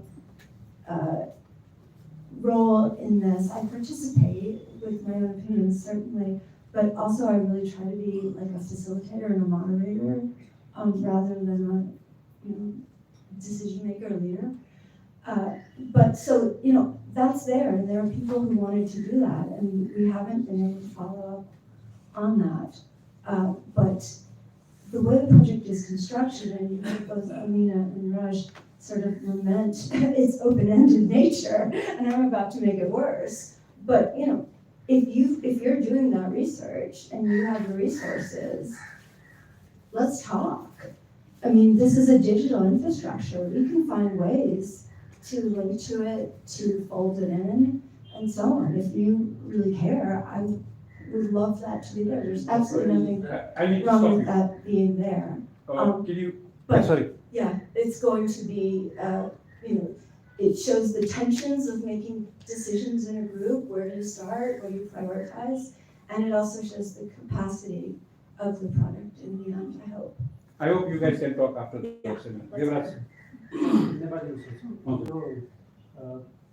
अवश्य पनि भनौँ न यो cultural हेरिटेजहरूमा access पाउनलाई त अलिकति challenging नै छ basically उसको सन्दर्भमा I think there should be different level of approval process होइन through various sectors so how did you deal with that and next question how is the ownership ensured among the collaborators in such the collaborative project? Like who owns this website and how is the produced knowledge acknowledged? So, Anybody? यसमा सरले राख्नुभएको त्यो question त एकदमै जेन्युनै हो। यसमा हामीलाई हामीले काम गर्ने त भन्यौँ, अब हामीले अब टेक्नोलोजी र कल्चरलाई अब कम्बाइन गर्ने बित्तिकै त्यहाँ धेरैजनाको क्वेसन्सहरू उठ्छन्। सो सुरुमा त अब हामी ड्रोन उडाउनको लागि झनै गाह्रो, झन् अप्रुभल प्रोसेस एकदमै लामो। सो हामी चाहिँ पहिलेदेखि नै ड्रोनको काम गरेको भएर चाहिँ एलिफ्ट भन्ने मेरो कम्पनी छ, त्यसमा चाहिँ हामीले ड्रोन र हेरिटेजमा काम गरिरहेका थियौँ। प्लस हामी अहिले लोकल वडा नम्बर 15 अनि प्लस यता काठमाडौँ महानगरपालिकासँग पनि काम गरिरहेको थियौँ। सो त्यसले गर्दाखेरि चाहिँ हाम्रो अप्रुभल प्रोसेस त सजिलो भयो। अनि तर सँगसँगै हामीले यसमा डिपार्टमेन्ट अफ आर्कियोलोजीदेखि लिएर स्वयम्भू महाचैत्य प्लस त्यहाँको लोकल्सहरूलाई पनि यसमा इन्भल्भ गराएर नै यो कामहरू चाहिँ हामी सम्पन्न गऱ्यौँ। अब ओनरसिपको कुरा गर्दाखेरि चाहिँ हामीले सुरुवाती कुरा गरेको थियौँ। सो ओनरसिप चाहिँ कस्तो हुन्छ भन्दाखेरि डेभलप त हामीले उहाँ प्रोफेसर लरेनले गर्नुभएको छ, तर यसको मेन ओनरसिप भनेको स्वयम्भूकै हाम्रो महासमिति ग्रुप हुन्छ। सो उहाँहरूले नै ओनरसिप गराउने अनि पछि चाहिँ यसलाई मेन्टेन गर्नेदेखि लिएर अरू केही टेक्निकल सपोर्टहरू चाहिँ हामीले नै दिने भन्ने कुरा हो। यो अलग यो राइट टु डकुमेन्ट चाहिँ हाम्रो freedom of thought and expression अन्तर्गत पर्दैन। I can find a way to extend. So देवराजले सोधेको प्रश्नमा नि अब तपाईँले ड्रोन उडाउनको लागि पर्मिसन लिने त्यो कुरा म बुझ्छु होइन। तपाईँको ड्रोन गएर उता पोखराबाट आएको प्लेनसँग ठोकिनु भएन नि, म त्यो बुझ्छु। तर this might be declared some heritage site, internationally famous, blah blah, and the archaeology department might actually have some authority over it. जनतालाई चाहिँ डकुमेन्ट गर्न मन लाग्यो भने किन पर्मिसन लिने कोसिस हो? So did you say right to document चाहिँ आफ्नो त्यो राइट आफ्नो राइट भित्र पर्छ कि पर्दैन? Did you say पर्छ or पर्दैन? म त पर्छ भन्छु. म त पर्छ भन्छु. So I mean, is the team treating it that way? Is my question. अब त्यो पर्सनल प्रेफरेन्सको पनि कुरा आउँछ हैन. मैले फोटो भिडियो खिच्न थालेको 40 वर्ष भयो हैन. मैले कहिले पनि पर्मिसन मागि गरेको छैन अहिलेसम्म. सो कहिले काहीँ त्यो आफ्नो टिमबाट भित्र नै ठुलो अब्जेक्सनको कुरा आउँछ. किनभने त्यो कसरी युज हुन्छ हैन. आफूले गरेको डकुमेन्टेसन के पर्पसको लागि हो भन्ने कुरा पनि आउँछ, जुन चाहिँ शेयर गर्ने मौका पनि पाउँदैन. किनभने त्यो डकुमेन्ट गर्ने अपर्च्युनिटी एकदमै सानो विन्डोमा हुन्छ. त्यो अपर्च्युनिटी गयो भने कहिले डकुमेन्ट नहुन पनि सक्छ. अनि so maybe that addresses your comment a little bit. अर्को कुरा चाहिँ राजले भनेकोमा चाहिँ हैन यो ओनरशिप. I think स्वयम्भू महासमितिको भन्नुभयो हैन. स्वयम्भू महासमिति इज एन एडमिनिस्ट्रेटिभ बडी त्यहाँ हैन. उहाँहरु पनि स्टेक होल्डर्स हो. त्यसपछि लर्डले भन्नुभएको कुरामा अहिले चाहिँ प्रेजेन्टेसनमा एक्सेस यसलाई चाहिँ एकाडेमिक्सलाई हैन स्टेक होल्डर्सलाई चाहिँ सर्टेन पोर्सन्स हुन्छ भन्नुभयो यो डकुमेन्टको. I think that is all part of the ongoing process where it will be opened up more and more. ताकि इभेन्चुअली गएर चाहिँ सबै कुरा चाहिँ यो पब्लिक डोमेनमै हुन्छ वा हुनुपर्छ भन्ने चाहिँ मेरो धारणा छ हैन. मेरो personal opinion eventually once it is ready. तर again, as I said earlier, I think so much about this project is unknown. So अहिले आएर चाहिँ हामीले ओपिनियन फर्म गर्ने चाहिँ यस्तै प्लेटफर्मबाट हो क्या. The one thing that I would say about the open access is that we need to be careful because the main producers and consumers right now of these kinds of models that we're making are game ring companies. And we have made a commitment to every community that we started to work with. I mean, right now, it's really only, I'd say there's really only trust with the Buddhacharyas, and we need to move out, but that we're not going to commercialize this data. This is, their cultural heritage, and because there's so many days, there are going to be challenges in managing it, but we will not commercialize it or allow it to be commercialized. If that happens, it will be their decision, and I've been clear that I hope that won't be the case. But in the end, and here's again what it means to be in a post-term project, I feel strongly it shouldn't be commercialized, but in the end, it will be their choice. Okay, you have been working since 6 years to preserve. Okay, so you might have some recommendations. And my question is, what programs can be implemented to re-establish original Buddhism in cognitive domain of indigenous Buddhist followers? I have seen there decolonization, multiple meanings. Can you ask that again? Yeah. Okay, what programs can be implemented, you can recommend to re-establish original Buddhism in cognitive domain of indigenous Buddhist followers? That's already been colonized, so I'm asking this question. What do you mean by cognitive domains? Thinking. I'm not trying to change the way that indigenous Buddhists think. I don't feel I have that authority. For 30 some years, I've been learning about Buddhism from these folks and trying to make sense of their disagreements and changes. My first book is about the rise of Theravada Buddhism, which is critiquing Newar Buddhism, right, and the Goenka vipassana movement, right. And I should be clear, like I still have very strong ties with these communities that espouse the perspectives that I'm pushing back against. But I don't see that as my job. But if you have a really interesting thing to say about the way that works, that pertains to Swayambhu, I'll put you on video and we'll put you in the archive. यो आजको programme चाहिँ हाम्रो युट्युबमा पनि live भइरहेछ अनि हाम्रो colleague आवास पियाजीले चाहिँ युट्युबमा के प्रश्न सोध्नु भएको रहेछ this is probably to Lauren. He writes, this is perhaps just a reflective question. Anna Singh in a 2000 book uses the notion of friction to talk about how cultural productivity is taking place through global connections. This particular project seems to be trying to make international heritage work in local context. So the question to the panel is this. What were some of the cross-cultural encounters in this project that at times could have been dominated by awkward or unequal or unstable frictions? Let me give that to these guys. This is your moment to speak freely, and please do, because this is how we learn. This is how I learn. I'm not sure I understand the question properly. Forget his reference to Anna Singh 2005 book. Just say whatever. It's a great reference, though. All right. Anyway, from whatever I understand of the question, maybe it was during the panchayat time, when I was growing up as a young man, or maybe even after that,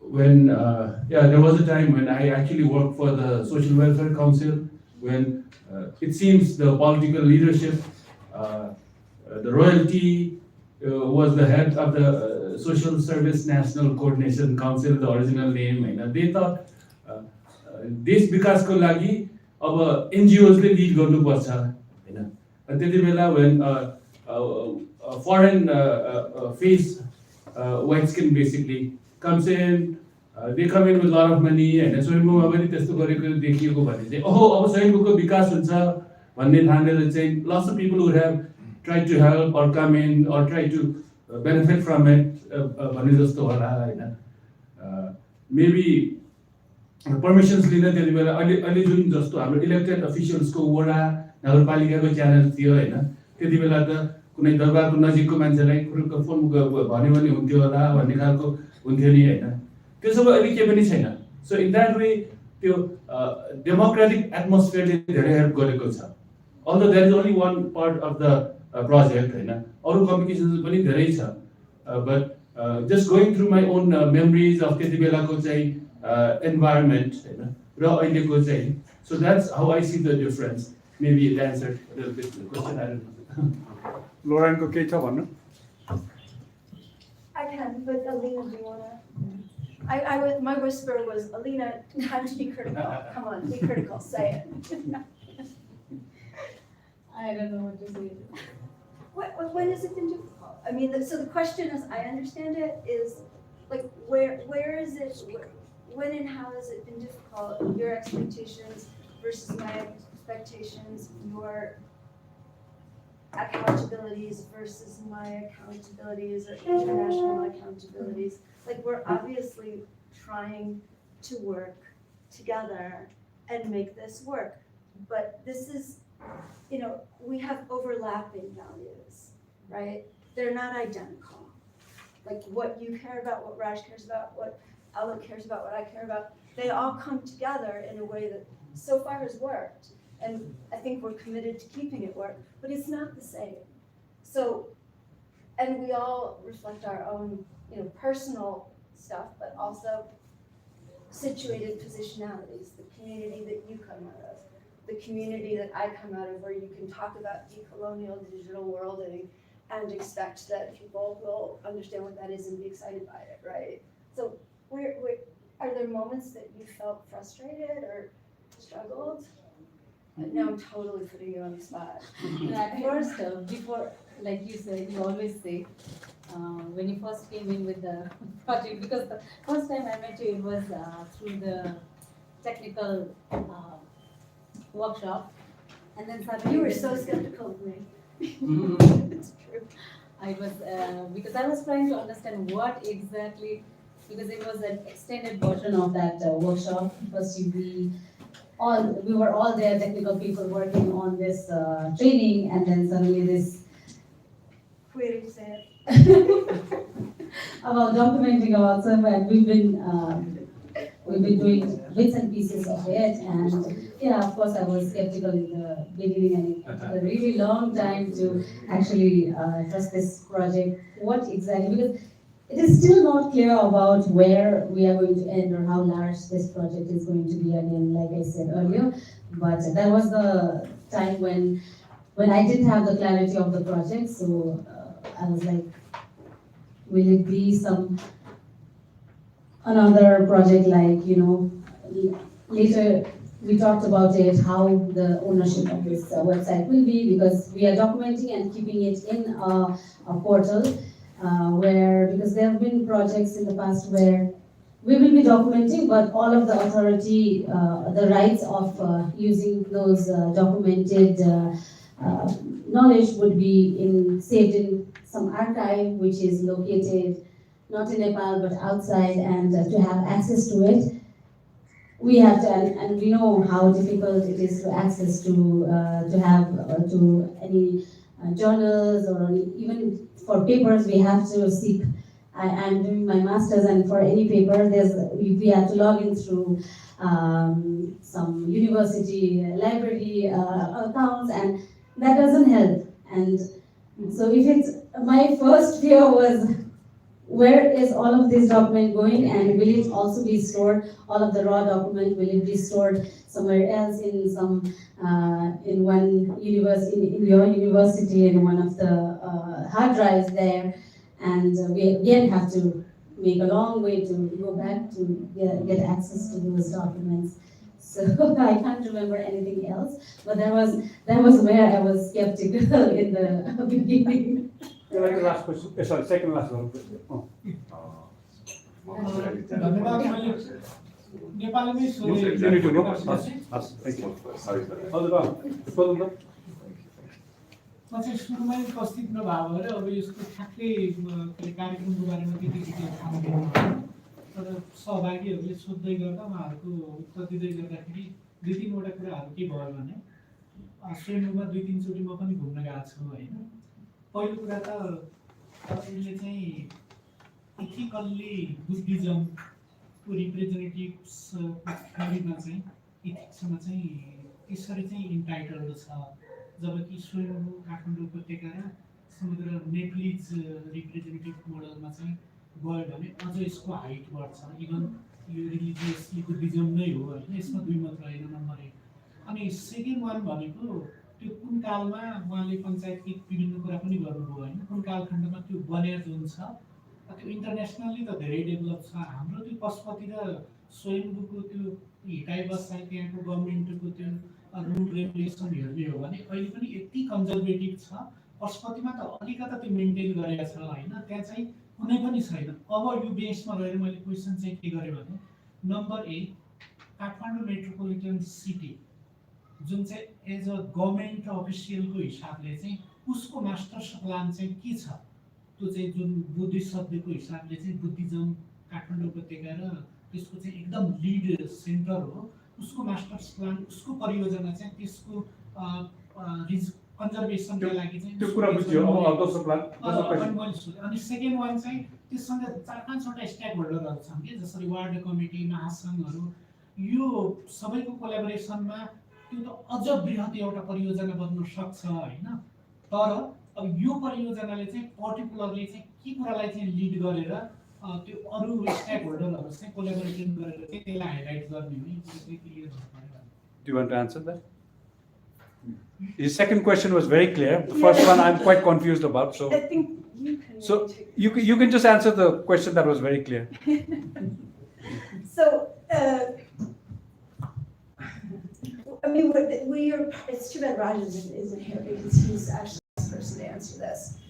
We've been, collaborating and liaising with the municipality and with the KMC and so on. I've been leaning into the cultural and religious stakeholders and prioritizing them, and maybe that's because I'm an anthropologist, so that's where I'm comfortable. Also, look at me, I can't stay organized and so on. I'm gonna drive a bureaucrat crazy. So Raj takes charge of that. But absolutely, when we talk about stakeholders, I don't think that the UNESCO head or the Department of Archaeology or the KMC person should that they should have as many words and as much representation as the Buddhacharya, as the lamas, there's a Tamil community that's really related, but they have to be there because they're part of what all of this is. And the same with tourists and international, there are sort of fixed, long-term, easy to identify communities that people are born into and so on. There are itinerant communities, and so figuring all of that out, we're trying to do, but I've been able to benefit from Raj's skills in that. Thank you. Can I just quickly maybe add? Yeah, sure. Sorry, yeah, I should ask you. So master प्लानको कुरा आइहाल्यो होइन म personally master plan भन्ने word देख्ने बित्तिकै सुन्ने बित्तिकै तर्सिन्छु लास्ट चाहिँ यो बृहत टोली खेल भन्ने जुन मास्टर प्लानको कन्सेप्ट आयो नि आई fill master plan is always the result of an individual or very limited groups personal त्यो बेनिफिटको लागि चाहिँ त्यो ल्याउनुहुन्छ जुन मास्टर प्लान बनाउनलाई यस्तो पैसा र यस्तो एक्सपर्टिज चाहिन्छ जुन चाहिँ त्यो कहाँको मास्टर प्लान हो त्यहाँको कम्युनिटी भित्र चाहिँ त्यो कुनै कनेक्सन नै हुँदैन क्या सो बाहिरी हुन्छ त्यो होइन स्वयम्भूमा जहाँसम्म मलाई लाग्छ मास्टर प्लान छ कि छैन पनि थाहा छैन होइन तर एटलिस्ट त्यो महासङ्घ त धेरै वर्ष अघिदेखि छ नि होइन त्यो महासङ्घको काम हेरेर नै चाहिँ थाहा भयो कि होइन महासङ्घ इज टोटली इनइफेक्टिभ त्यहाँ अब झन् त्यसमाथि मास्टर प्लान आयो भने त नेसनल इन्टरनेसनल हुन्छ होइन उनीहरूले कन्स्ट्रक्सनमा फोकस गर्छ whereas this project is not about it's mostly about the intangible and a little bit about the tangible Jun yo 3D model छ होइन त्यो चाहिँ tangible को एउटा रेकर्ड हो जुन चाहिँ यति हाई क्वालिटी यति डिटेलमा हुन्छ कि त्यसले चाहिँ कुनै चिज फेरि रेनोभेट वा रिकन्स्ट्रक्सन गर्नु पर्यो भने हेल्प हुन्छ त्यो फिजिकलको त्यति मात्रै हो अरू बाँकी सबै इन्टेन्जिबल हो इन्टेन्जिबल गरे पनि मास्टर प्लान अल्सो हेल्प्स तर मास्टर प्लान भयो भने यसरी हुनु पर्यो कि जो चाहिँ त्यो त्यहाँको एकदमै इन्टरनल स्टेक होल्डर्सले त्यो एन्भिजन गर्नु पर्यो उहाँहरूले चाहिँ एक्चुअल प्लान बनाउनु पर्यो इन्भल्भ इम्प्लिमेन्टेसनमा उहाँहरूको बढी इन्भल्भमेन्ट हुनु पर्यो सो त्यही भएर मास्टर प्लानको चाहिँ अलिकति हामी चाहिँ एकदमै चनाखो भएर त्यसलाई डिल गर्नुपर्ने हुन्छ I just have a quick question on attitude. So you mentioned also in Q&A, like if something is interesting and you're welcome to incorporate that into the website. Yeah. So who has the rights and who has access to editing in your team, and what kind of discussions you might have had, especially even relevant to the decolonial digital wording you mentioned. So I'm just curious. Another anthropologist, by the way. Yeah, clearly. You can tell.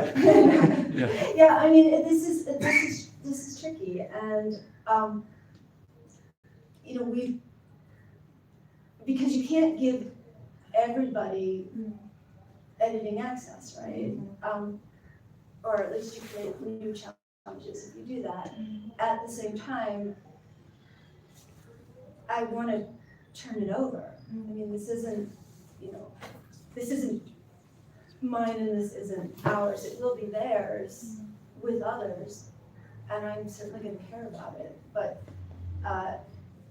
it's not mine. So figuring out how to do this, so far we haven't had to make a final decision, right? Like whoever's involved at the point that they show meaningful participation. Like I said, I'm omnivorous. I'm like, come on in, and here's the tools that you need to do it. But we will have to eventually figure out a way to train people, and to keep the technology up to date, right? A small grant was able to provide a computer and camera and certain things, but we're gonna need more than that over time. We're gonna need to pay for a host site.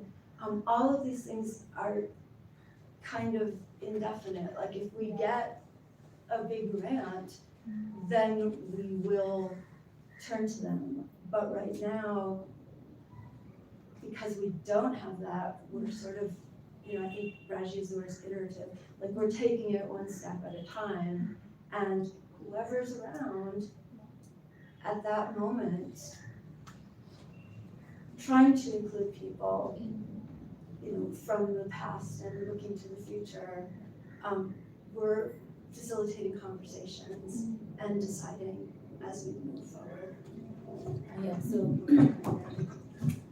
this is like she said, it's not, it was in the initial, while we were discussing who will have the ownership of this project and how, what would be, whether it would be a model, whether it would be a website, whether it would be whatever it is, who will have the ownership of editing it, adding information to it, and that is yet to be decided. Like this will be the protocol, this is how it is. But I think having a buti or a buti is a term for the community, all of the stakeholders, and maybe they could have representation, which could change or update as required, and because we would need some specific number of people, to make the decision of what goes in, how does it go in. So that's just my idea, that maybe we form a buti at the end of this project. I mean, this project may not have the end sort of it, because it's growing and people would be, I'm thinking more information would be added because it's so much and so vast that, but then, what I visualize is a buti, and then that would represent all of the communities, and that's how the information goes in, without thinking about the technicalities of. I'm sorry I have to stop here because मलाई आफैले ढिलो हुन लाग्यो अब आजको प्रस्तुतिको लागि लरेनलाई, ऋतुजीलाई, राज विक्रमजीलाई, अलिनाजीलाई, अलोकलाई धन्यवाद। हामी सबैलाई भेला हुने मौका दिनुभयो। मलाई चाहिँ अलोकले भनेको कुरो मन पर्यो। भनेको बेसिकली मैले आफैले सोच्दाखेरि लोकतन्त्रमा बाँच्ने भनेको के हो भनेर म धेरै समय सोचिरहेको छु, किनकि हाम्रो अलोक र म पनि हामी महेन्द्र चाहिँ यो देशको राजा हुँदाखेरि जन्मेको मान्छेहरू हौँ र हामी स्कुल पुग्दाखेरि, एटलिस्ट म स्कुल पुग्दाखेरि महेन्द्र मरेको दिनमा पहिलो दिन स्कुल थियो मेरो, होइन, जसको बारेमा म लेख्न लागेको छु अहिले। सो त्यति बेला चाहिँ सबैलाई सबै कुरोको प्रश्नको सबै उत्तर चाहिँ राजासँग हुन्थ्यो भन्ने सेन्समा, अलिक सिम्बलिक सेन्समा बुझ्ने हो भने चाहिँ लोकतन्त्रमा सबै धेरै लोकतन्त्रमा धेरै प्रश्न हुन्छ नि त, जसको उत्तर कोहीसँग पनि हुँदैन भन्ने मेरो एकदम फन्डामेन्टल एउटा धारणा छ। त्यसमा चाहिँ यस्तो खालको प्रोजेक्ट भएको अनसर्टेनिटी चाहिँ एकदम अलोकलाई जसरी अट्र्याक्टिभ लाग्छ मलाई पनि त्यसरी नै अट्र्याक्टिभ लाग्छ, होइन। त नेपालमा चाहिँ यो जुन यो मास्टर प्लानबारे अलोकले चाहिँ कमेन्ट गर्यो नि, नेपाल चाहिँ अहिले हामीले हेर्दाखेरि चाहिँ मास्टर प्लान बनेर थिचिएको देश हो एकबार every aspect. there's a line in Kanak Dixit wrote in Sinas back in 97-98 तिर, काठमाडौँ चाहिँ प्लान बन्दा भन्दै there was plan after plan, but the city itself became a toilet भनेर लेखेको छ कि। No, really. So you can think of this project as or presentation today. If Kathmandu Mahanagarapalika's folks were interested, they should have been here, trying to figure out what this bunch of jokers. No, I use jokers in a very interesting sense. Are trying to do, and if there is a way for that office to learn from what this group is trying to do. Group is an international group. International both in the sense that internationally nationality ko sense ma, but international also in the sense of people bring all kinds of other experiences botulod outside of Nepal to actually bear on this project. Sense ma, tab त्यो देख्दिन म, त्यो देख्दिन, अनि I see that everywhere.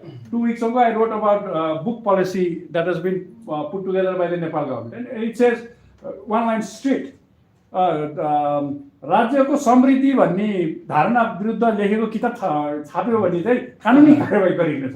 So I mean, it almost makes me feel like we're not living in 2024 but 1924. चन्द्रशमशेरको पालामा बाँचेको। So this is my closing thought.